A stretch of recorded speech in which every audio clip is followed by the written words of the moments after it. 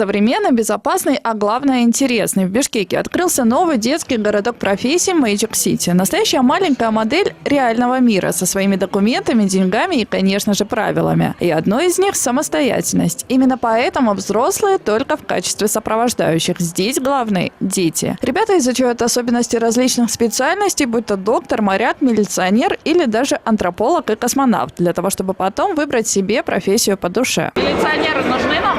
Да. Зачем? Спасать людей. Я хочу, кем мама была. А кто мама? Мама работает в больнице. Что должен делать космонавт?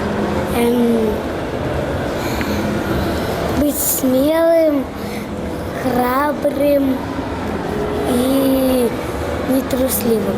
Для того, чтобы малыши могли комфортно проводить время, развиваться и общаться друг с другом, на большой территории Magic City продумано все до мелочей. А профессионально подготовленные аниматоры без труда находят индивидуальный подход к каждому маленькому посетителю. В каком городе сделали снеговика из мороженого?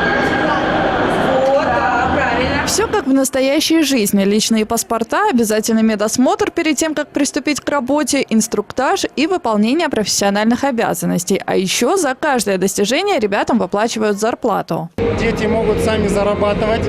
Это денежный эквивалент, который действует только здесь. И паспорта, которые получаются только здесь, нашими детками, которые потом в дальнейшем при повторном посещении или многоразовом посещении могут использоваться, накапливаться, ложиться в банк, получать депозит.